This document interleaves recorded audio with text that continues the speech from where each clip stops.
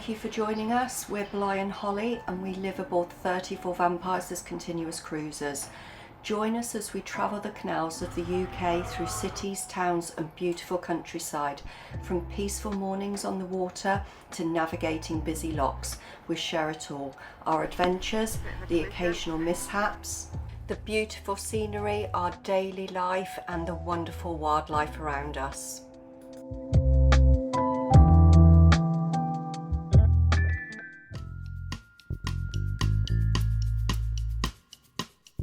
Hi everyone, thanks for joining us. It's the hottest few days of the year this week. It's 2026 and it is absolutely scorching.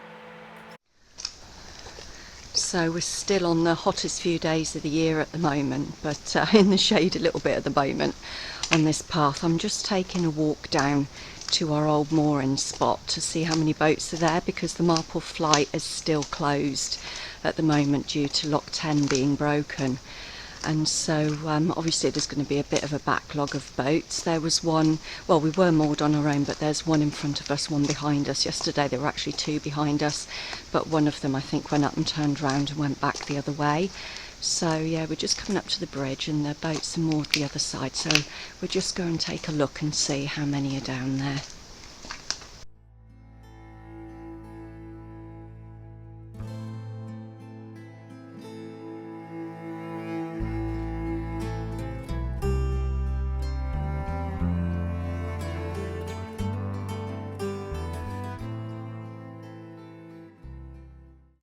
So I can see 1, 2, 3, 4, 5, 6 I think from here, and you can see this is the field that we were moored opposite before, where all the geese were that we nicknamed Goose Field. Oh, I think there's a couple of geese still behind the bush there. When I walked up here the other day there was a pair that had three small goslings, and I think that that must have been one of the pairs that was still sat on eggs when we moved. So, oh god, as soon as you come out into the sun between the trees it's absolutely baking. Oh. So yeah, it looks like there's more boats down here than there was yesterday, so I'm just going to take a walk down further and see how many there are further on. You can see there's more fish here again. We seem to be seeing ever such a lot of them. They seem to be coming up to the surface quite a bit at the moment because of the heat, I'm guessing. Because I've just left the boat and Bly was feeding some in the boat. Sorry, out of the duck hatch he was feeding them. And they were coming up. There's some quite big ones, some sort of about 8 inches, probably more than that.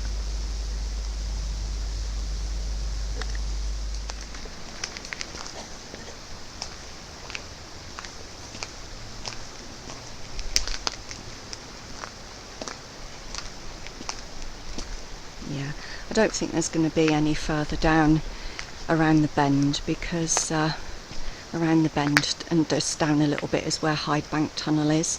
So I think these are probably just the ones here that are waiting.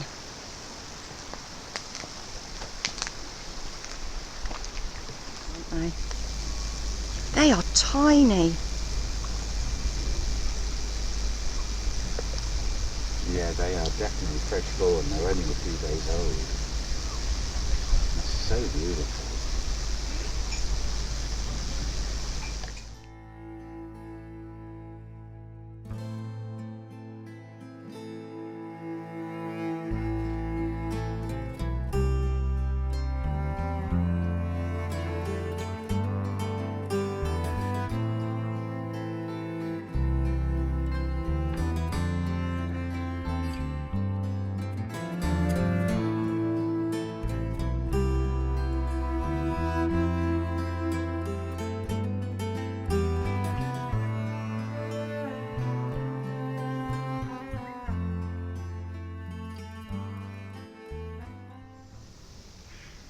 So this is near bridge 15, and so it looks to us like that's some sort of shuttering to stop the water. So, because if we go under the bridge here, you'll be able to see, if I just walk down here a minute.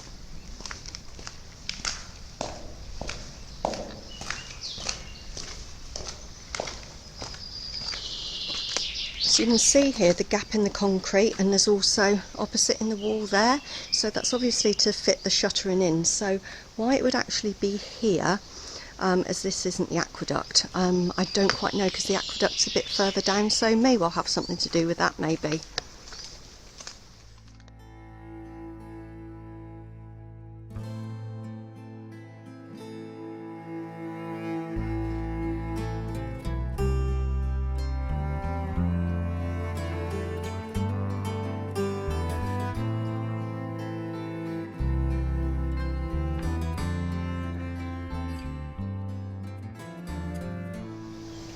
So this flower that you can see here, this white one, is meadow sweet, and that's actually really good for pain. And so I don't know how you would take it though, whether you sort of steep it in hot water and let it cool and take it that way or not. I'm not sure, I'll have to look it up, because what I'd like to actually do is start making some herbal tinctures and things for myself. As you can see here, there are 3 boats waiting. They're obviously waiting to go through the locks. The other day there was 2 here, and 3 previous towards that, so some people have obviously been up and turned around and gone back. Whether it's been to get water or quite what, I don't know, but the update at the moment is that they're meant to be done. They've got to bring a crane in or something, I've just been told by somebody on the towpath, on Monday. But whether that's going to happen, because you know, I always joke and say with CRT it's more a case of estimates that they give rather than actually doing it at the time. So whether or not that's going to happen on Monday, I don't know. So this is the old lockkeeper's cottage. Beautiful building, as you can see, and I'm by lock 9, and whatever this cage is around lock 9, because lock 9 isn't the problem one, it's lock 10. So why there's a cage around lock 9, I'm not sure. So I'm going to go over the other side and have a look and see if I can see what's going on. So I'm at lock 9, and as you can see, the cage is here, and they've put it up right up by the gears, but it's not apparent by the looks of things why, whilst it's actually here, unless they've put it to try and stop people coming through lock 9 maybe up towards lock 10. So yeah, we'll make our way up to lock 10 and go and have a look and see what's going up there, because that's the one that's actually broken and that's causing this stoppage. As you can hear, there's a lot of bird song around here, which is absolutely beautiful. This old building, I forget what it's called, the Lockside House or Lockside Mill or something. I did look it up yesterday, I've forgotten what it said now, but it's offices and that kind of space now, but it used to be used for storing cotton and various other things years ago. I'm guessing that it stems from the 1800s without going back and looking again, I'm not quite sure. So I'm going to go up to lock 10 now, take a wander up and have a look at that. There are some people sat up there, typically, so I hope they're not nattering whilst I'm trying to film. We will soon find out.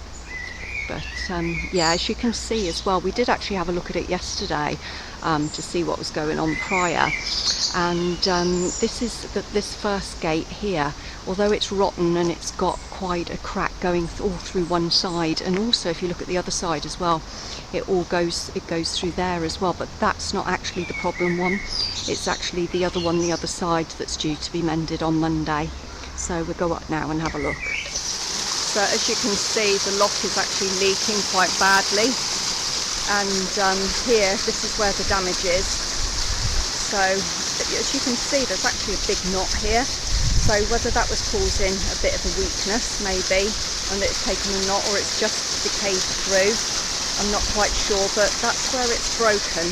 And as you can see, if we come here anyway, so this beam actually sits quite low anyway, you can see sort of from the middle of it there, but as you can see now, it's actually resting on the floor where it's broken. You can see how much decay there is already anyway in the end of it, so it certainly needs replacing.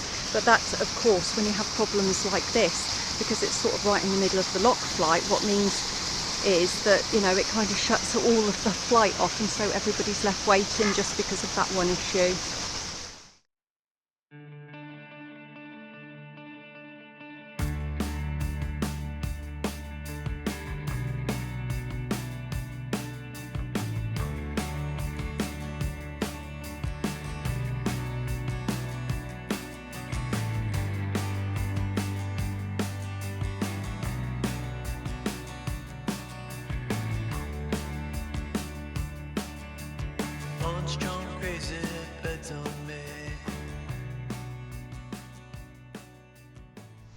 This is lock 11. As you can see, it's really picturesque. There's some really nice purpley flowers sort of growing in the tunnel bit on the way in, and you can see how close it is to lock 10, and that's sort of pretty much the case for most of the locks up here. Not many of them are sort of further apart than that. So I'm just going to go up and have a little walk to go up and see what else is here, because like I said, I haven't walked down this far. But the only time that we've been at the top of the flight, although we couldn't see lock 1 from there, was when we were going to the water point and the disposal point. So yeah, we haven't actually been up here, so I'm not sure exactly what's ahead of us, but it's very, very picturesque up here for sure.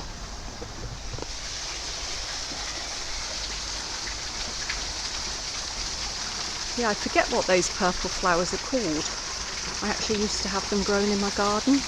Really pretty. It's my favourite colour, that is. Yeah, this lock as well, I don't know if you can hear it. This one is leaking quite badly as well. You can see as well the height difference as well. If I spin around and you see the water there, then in the lock, and then the water beyond. I'll just zoom in so it's a bit easier to see. But up there you can see it's actually quite steep. So you can see why the locks are quite close together, is because of how, you know, the slope on the canal.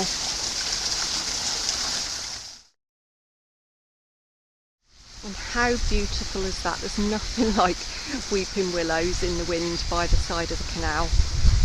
Absolutely beautiful. You could probably hear on the microphone as well, it's a little bit breezy here, but I gotta tell you, it might be breezy, but the temperature's not dropping. We did have quite a downpour this morning. There was a storm this morning. We were still in bed when the thunder and lightning was going on. We didn't see the lightning, heard the thunder, but we didn't see the lightning because it was already light by then. But when we got up, yeah, we still had torrential rain. But I think it needed that to clear the air a little bit, although it's still pretty humid today, I have to say. And again, you can see there's lock 11, and just turn it around here again, you can see we're already on lock 12. Here's some more of the meadow sweet that I mentioned earlier, the one that's good for pain relief.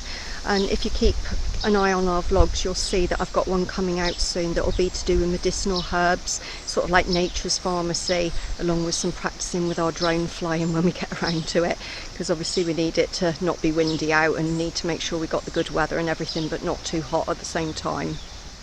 I'm just coming up to lock 12, and as you can see, there's actually another cage again around this one, so I can't see that there are sort of 2 more locks that have suddenly sprung problems. So I'm guessing, like I said earlier, that maybe it's to prevent people going through so that they don't get to lock 10.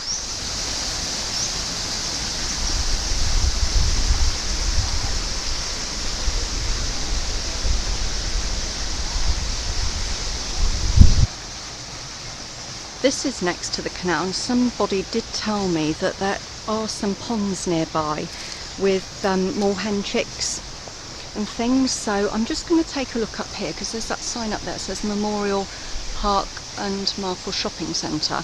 So I'm not actually sure if potentially this might be where the ponds are, so I'm just going to go and have a quick look up here and see if I can spot them.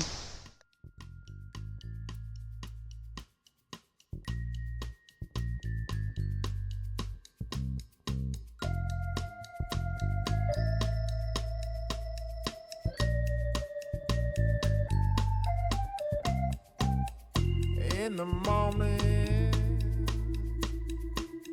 I wake up feeling no pain,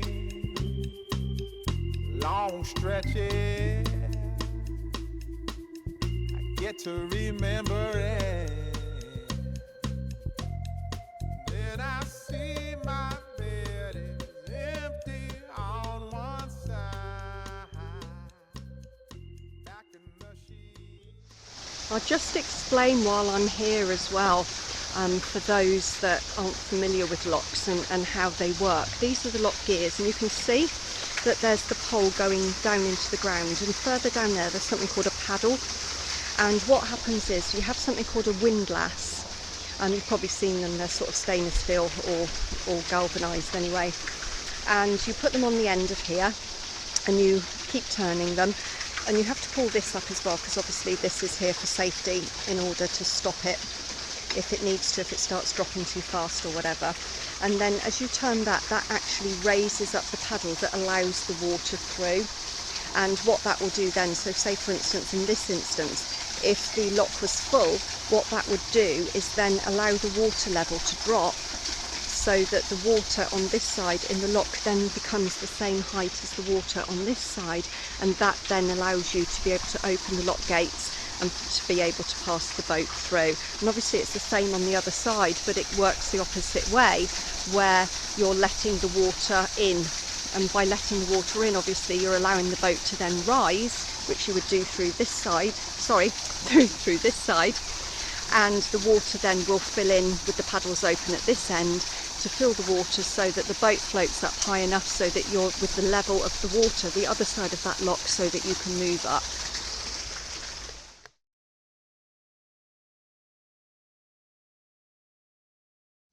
So I'm just coming back to lock 10 again, the one that's holding everybody up at the moment. And you can actually see here as well, this one's got the ground paddles as well. So this lets water in lower at the lock, so it stops water gushing in sort of like quite as viciously, if you like, so that it doesn't rock the boat about so much. So this is why on this side there's actually two of them. So this would be the ground paddle. Nope, just had a wander, can't find them where the ponds are, so I'll save that for another day when it's not quite so hot.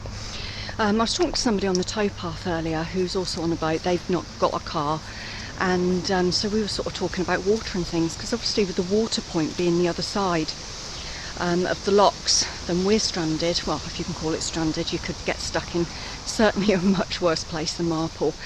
And so he said that some of the people in the houses up near Lock 1 are actually allowing them to fill up, and that some CRT volunteers have been down and giving them lifts up to the house and to empty their cassettes and things like that, which is very kind of them, being as they're volunteers. But I know that back a few weeks back, when Bly's back was really bad, we were walking along with the some of the jerry cans empty, and the guy stopped us on the towpath then and said, where were we going for water? And we said, oh, up at the water point. And he said to us, oh, come and fill up at the house. I think, don't quote me on it, I think his name is Danny.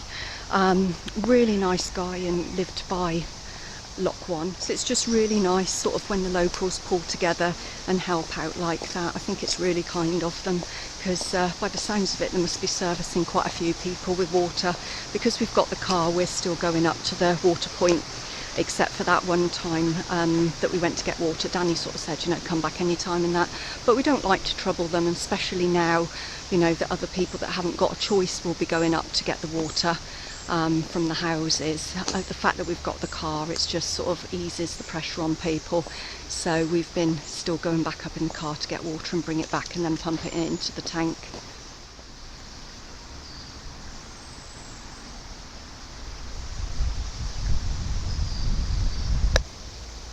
There's some picnic benches up by Lock 6, so I'm just stopping off for a rest a little bit on the walk on the way back, because it's so blinking hot. And yeah, you can see it's really picturesque here. That lock's quite full by the looks of it, but yeah, it's nice to just sometimes stop and have a chill when you're walking when it's in this heat. But yeah, these locks look as if they've got, because obviously we've not been through the flight yet, these locks look like they've got the ground paddles as well.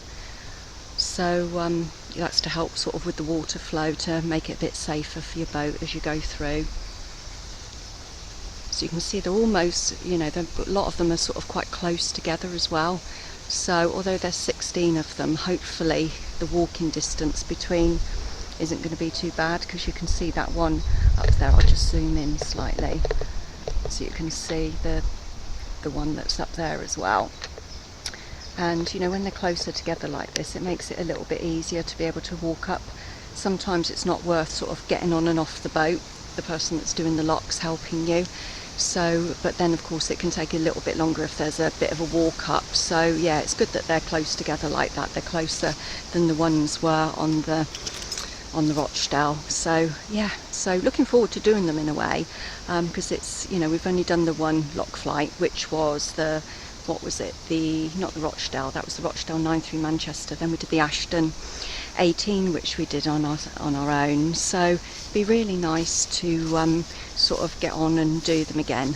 So it's, you know, as long as it's not too much of a hot day, you know, it sort of fills your day up and can be quite enjoyable sometimes. As you can see here, there's a heron across the other side of the pound. We've seen quite a few around here. This one just seems to be resting, not fishing, but I got a lovely shot the other day. Blythe spotted a heron out of the window, and I went outside and sat on the bow and got an excellent shot of him just sort of diving into the water, getting his fish and coming out and eating it. It was sort of one of those shots that, you know, you hope you can get, but it's just lucky as to whether you can or not.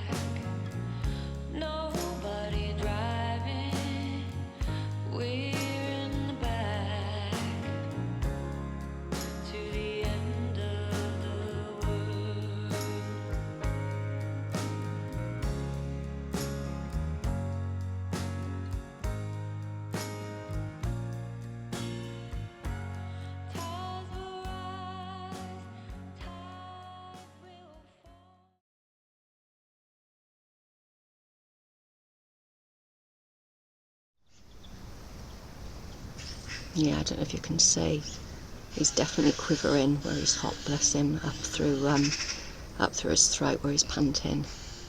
Certainly plenty of fish about today though, we've seen quite a lot of them. As I said earlier on in the video, in another video, I'm not sure if the fish are coming up because of the heat, because we just seem to have seen so many of them. You can just see the trains going past. Where is it? It's about, other than towpath traffic, the train is about the only noise that we're getting around here, other than the bird song, which is absolutely beautiful. At the moment they're starting about 4 in the morning, because it's been so hot, you know, we haven't been sleeping very well, so quite often we've been awake and hearing them. I'm not sure if I thought he'd spotted something then. Oh, thinking about it. You know, it never ceases to amaze me when you think how fast fish are and the time it takes the heron to dive in and how quick the fish can be. It's quite incredible how easily they catch them, because if you've seen one of our other vlogs, you'd have actually seen where I caught one going in. I don't know if that's going to, you know, and getting his fish, I don't know if this is going to be the case with this one, because he seems to be sort of half interested in looking in the water and the rest of the time kind of panting. So maybe he's a bit like me, maybe he's not that hungry when it's so hot. Oh, he's getting ready. He's getting ready.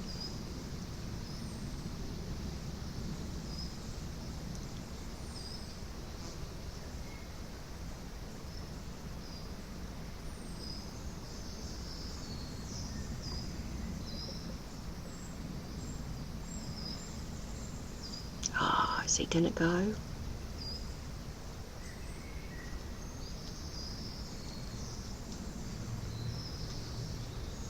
Oh, every time I think he's gonna dive, he stops and he sits back up again.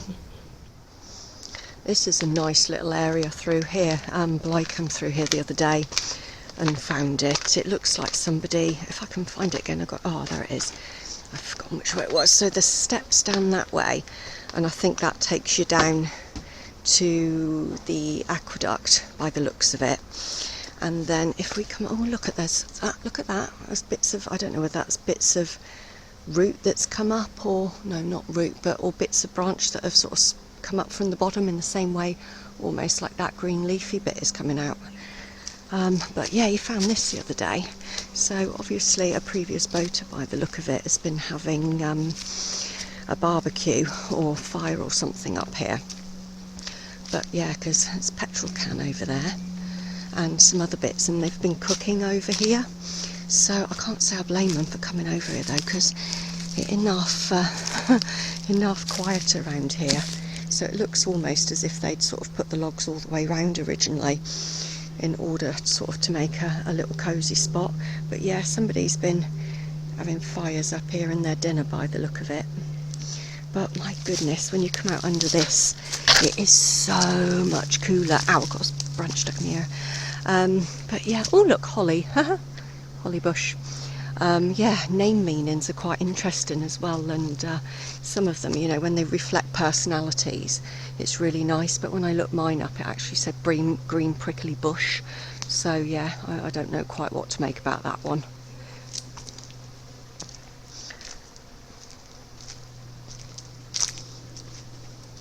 But crikey, it's so much cooler. It's lovely, really lovely. It's not as humid as it today as it was yesterday. It was really, really humid. It was a bit too much yesterday.